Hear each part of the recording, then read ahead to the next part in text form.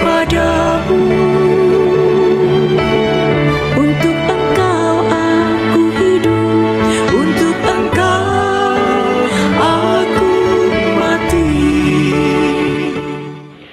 Salam sahabat doa kekuatanku, jumpa lagi bersama dengan kami dalam doa dan permenungan kita pada hari ini, Selasa 4 Februari 2025. Doa kita pada hari ini akan bersama Suster Maria Magda PRR, renungan akan bersama Suster Maria Gordiana PRR. Mari Bapak Ibu para sahabat yang terkasih, kita mempersiapkan hati kita untuk mengundang kehadiran Roh Kudus dalam lagu.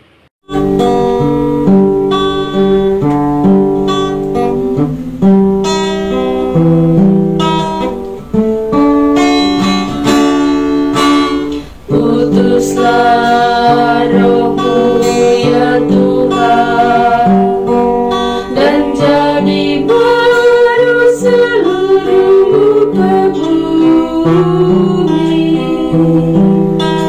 Allahku, nama-Mu hendak ku puji. Engkau amat agung, berdandan sinar kebesaran.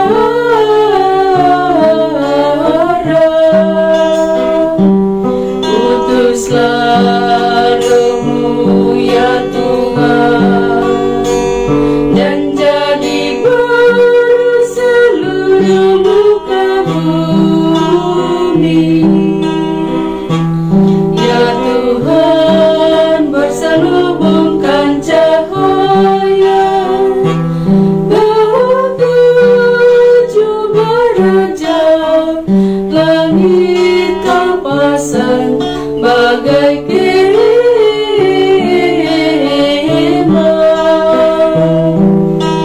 Utuslah Roh-Mu ya Tuhan, dan jadi baru seluruh muka bumi.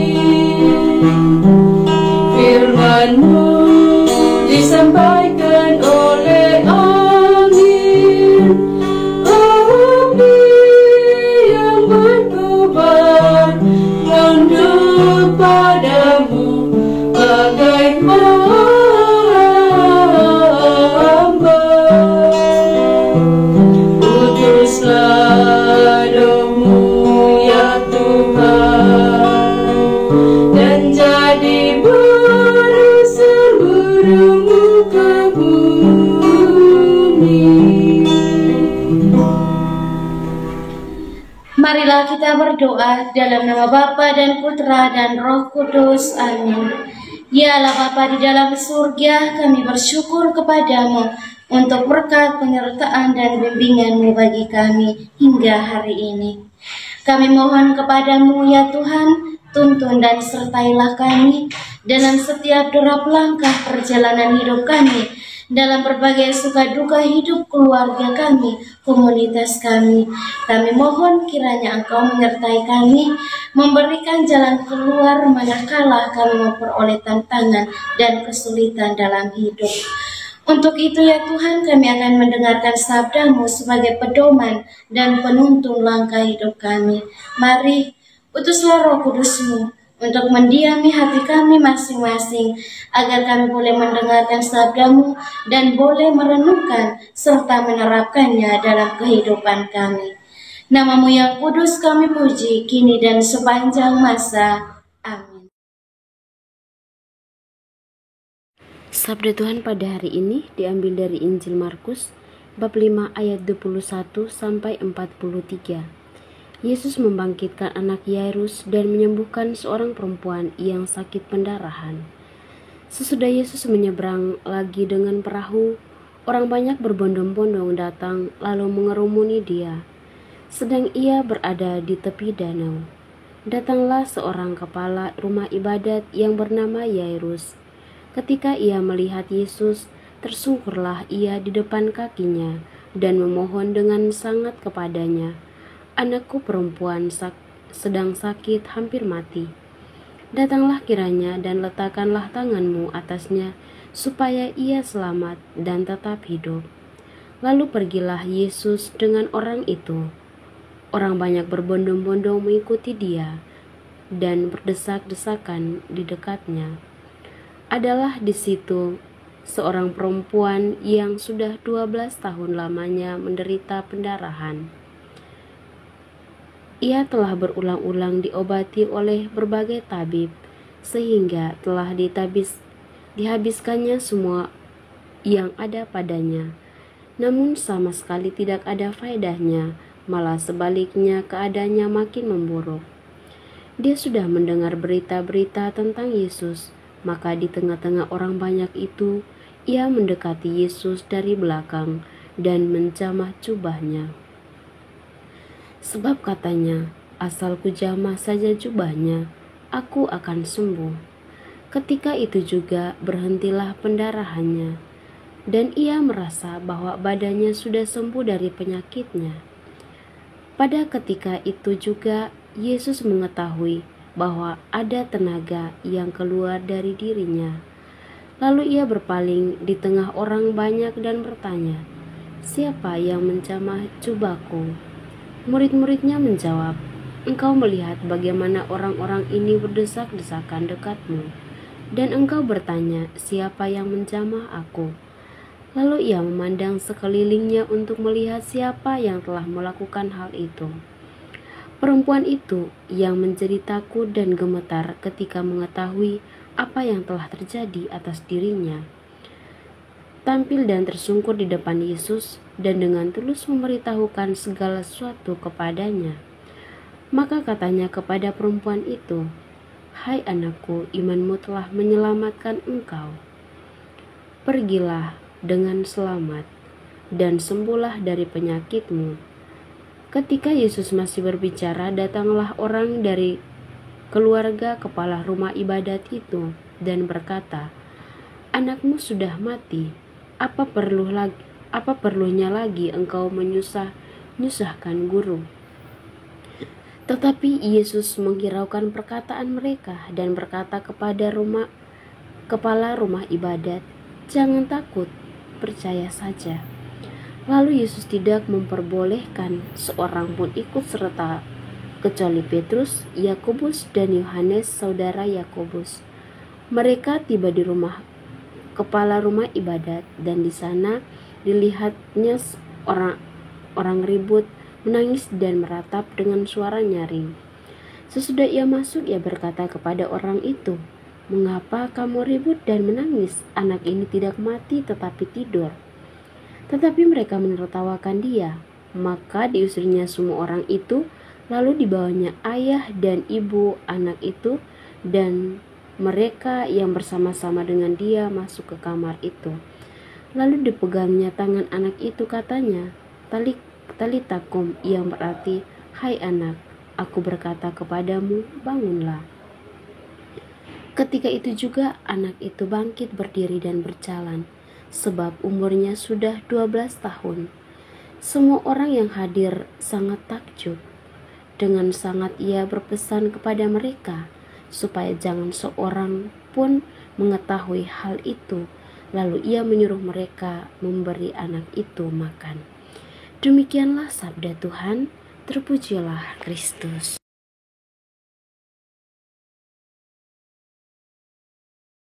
Bapak Ibu para sahabat yang terkasih dalam Kristus, melalui bacaan Injil yang akan kita renungkan dalam seluruh hari ini, melalui ayat-ayat yang kita dengarkan tadi, di sini menceritakan dua peristiwa yang saling berkaitan, yaitu kesembuhan seorang wanita yang menderita pendarahan selama 12 tahun dan kebangkitan anak perempuan Yairus. Kedua peristiwa ini memperlihatkan betapa besarnya iman yang dibutuhkan untuk mengalami mujizat. Perempuan penderita pendarahan, kita bisa membayangkan selama 12 tahun ia menderita dengan segala penyakit yang ia alami. Nah, mungkin ia telah mencoba berbagai pengobatan, namun tetap tidak sembuh. Akhirnya ia juga merasa sedih dan juga putus asa dan juga merasa malu. Namun suatu harapan yang selalu dia tanamkan dirinya bahwa dia percaya bahwa suatu saat ia pasti akan sembuh. Namun di tengah penderitaannya ia memiliki iman yang luar biasa. Ia percaya bahwa hanya dengan menyentuh jubah Yesus ia akan sembuh. Imannya yang kecil namun sungguh kuat telah mengguncangkan dunia rohani dan menghasilkan mujizat penyembuhan. Yang berikut anak perempuan Yairus. Yairus, seorang pemimpin rumah ibadat, datang kepada Yesus dan memohon kesembuhan untuk putrinya yang sedang sakit. Keputusannya saat putrinya dinyatakan telah meninggal, namun ia tetap teguh dalam imannya. Ia tidak menyerah, ia tetap percaya bahwa Yesus dapat membangkitkan putrinya dari kematian. Imannya yang teguh meskipun menghadapi kenyataan pahit. Ia menunjukkan betapa besarnya kepercayaan dan pengharapan kepada Yesus. Nah, dari kedua pengalaman yang kita renungkan pada hari ini, apa yang dapat kita pelajari dari pengalaman-pengalaman tersebut? Tentunya dari kisah ini membuktikan bahwa iman yang sungguh-sungguh sekalipun kecil memiliki kuasa yang luar biasa untuk mengalahkan penyakit, bahkan kematian. Iman bukanlah sekedar pengetahuan atau kepercayaan, tetapi sebuah tindakan nyata yang menunjukkan kepercayaan kita kepada Tuhan. Yang berikut kita juga memiliki ketekunan dalam doa. Seperti yang dialami oleh wanita tadi, ia dengan diam-diam menyentuh jubah Yesus dan juga secara terbuka memohon kepadanya. Nah, keduanya menunjukkan ketekunan dalam mencari pertolongan Tuhan. Kita juga perlu tekun dalam berdoa dan mencari wajah Tuhan dalam setiap situasi hidup kita. Ketika kita mengalami kesulitan, nah di situ kita boleh mendekatkan diri kepada Tuhan melalui doa-doa kita. Kasih Tuhan yang tak terbatas. Yesus hanya menyembuhkan wanita itu dan membangkitkan anak Yairus. Tetapi ia juga menunjukkan kasih dan belas kasihannya yang tak terbatas. Ia peduli dengan penderitaan manusia dan selalu siap menolong mereka yang datang kepadanya dengan iman. Bapak Ibu para sahabat yang terkasih dalam Kristus, di tengah tantangan dan kesulitan hidup, mari kita belajar dari iman wanita penderita pendarahan dan Yairus. Mari kita tekun dalam doa-doa pribadi kita dan selalu percaya akan kuasa Tuhan dan senantiasa mengandalkan kasih-Nya yang tak terbatas. Jangan pernah menyerah, karena iman kita yang kecil dapat mengguncangkan dunia dan menghasilkan mujizat dalam hidup kita. Semoga Tuhan memberkati kita. Amin. Setelah mendengar dan merenungkan sabda Tuhan, marilah kita menyampaikan doa-doa permohonan kita. Kita berdoa untuk semua mereka yang sedang sakit, anggota keluarga kita maupun siapapun mereka, secara khusus untuk saudara-saudari kita di dalam YouTube Doa Kekuatanku Channel yang sedang sakit. Entah apapun itu sakit mereka, mari kita memohon uluran dan berkat Tuhan agar Tuhan boleh menjamah bagian tubuh mereka yang sakit. Dan kita juga mohon rahmat, kekuatan, serta ketabahan hati bagi mereka, sehingga mereka mampu untuk melihat penderitaan yang mereka alami sebagai bagian dari membantu Yesus untuk memikul penderitaan hidupnya. Marilah kita mohon, kabulkanlah doa kami ya Tuhan. Kita juga berdoa untuk semua orang semua yang telah meninggalkan ajaran gereja Katolik. Kita berdoa kiranya melalui doa-doa kita, Tuhan Yesus bersama Bunda Maria boleh menggerakkan hati mereka agar kembali kepada jalan dan ajaran Yesus Kristus yang benar. Marilah kita mohon, kabulkanlah doa kami ya Tuhan. Kita berdoa untuk diri kita sendiri, dimanapun itu kita berada, dengan segala pergulatan, dengan segala pergumulan, dan pekerjaan yang Tuhan percayakan kepada kita. Kiranya dari hari ke hari kita senantiasa sehat dalam bimbingan dan penyertaan Tuhan, dan kiranya setiap pekerjaan dan karya yang kita kerjakan boleh menghasilkan rezeki yang cukup demi mencukupi kebutuhan dalam hidup keluarga masing-masing. Marilah kita mohon, kabulkanlah doa kami ya Tuhan. Kita berdiam diri sejenak, menyampaikan doa dan permohonan kita.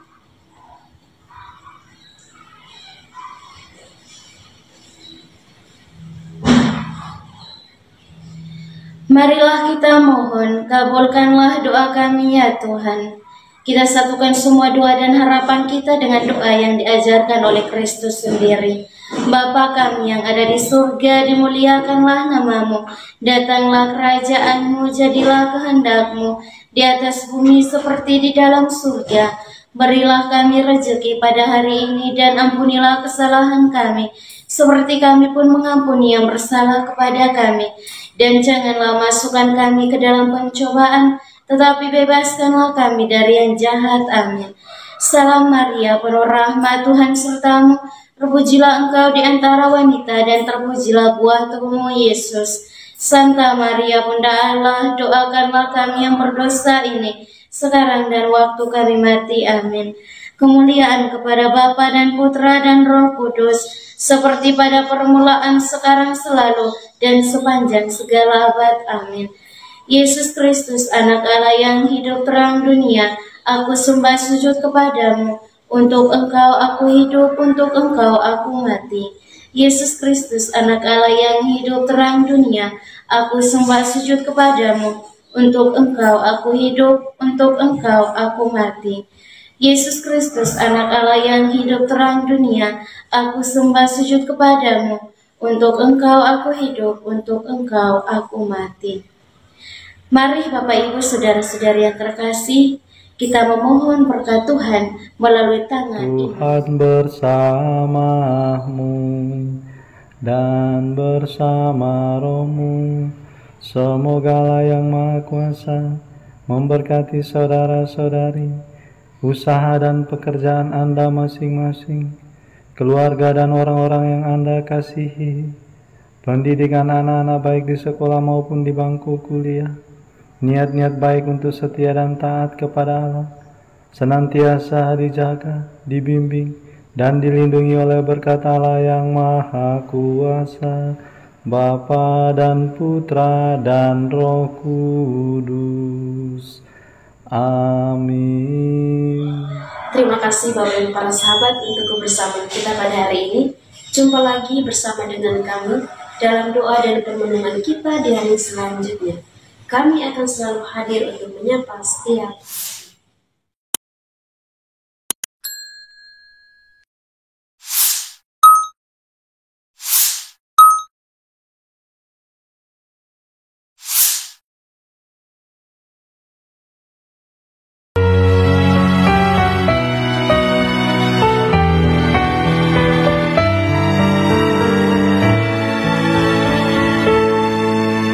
Dikala hati terasa hampa,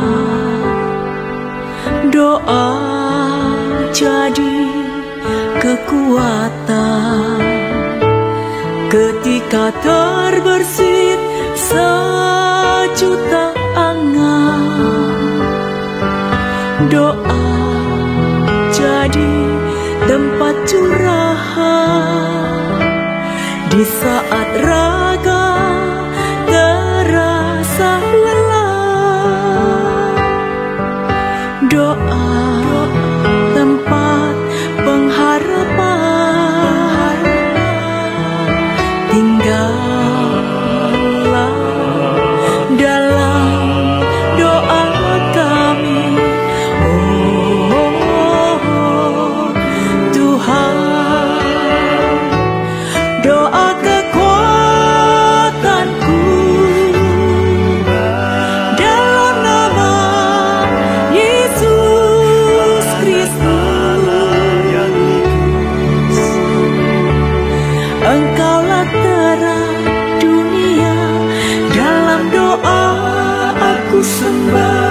sujud padamu.